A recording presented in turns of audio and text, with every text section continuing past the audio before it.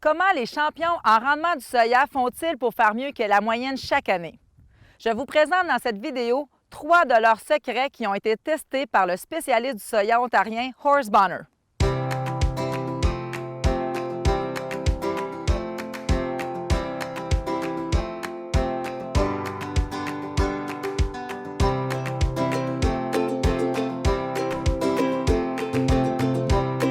Secret numéro 1. Le soya, comme le maïs, performe mieux quand l'émergence est uniforme. En général, nous mettons une grande importance sur l'uniformité de la levée du maïs et celle du soya est mise de côté sous prétexte qu'elle est moins importante car il va compenser. Selon plusieurs études, l'uniformité de l'émergence du soya est plus importante que nous le pensons.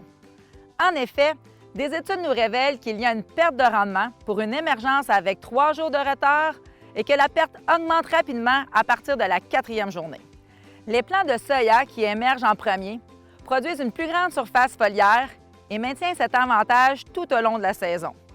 Les plants de soya qui émergent plus tard s'adaptent à la compétition des autres plants en réduisant le diamètre de leurs tiges et en augmentant la longueur entre les nœuds.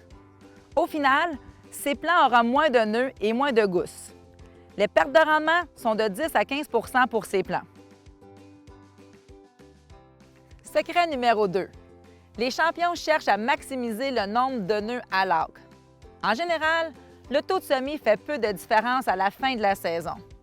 Le rendement du soya ne dépend pas d'un nombre de plants à l'acre, mais plutôt du nombre de nœuds à l'acre.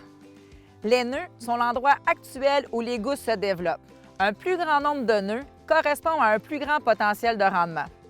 Horst Bonner, de l'Omafra, estime que le nombre de nœuds idéal est de 2 millions à l'acre, et ce, indépendamment de la date de semis, de l'espacement entre les rangs, du taux de semis et de la variété.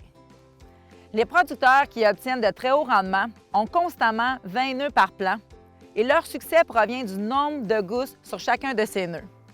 Comment pouvez-vous augmenter le nombre de gousses par nœud? C'est le 3e secret.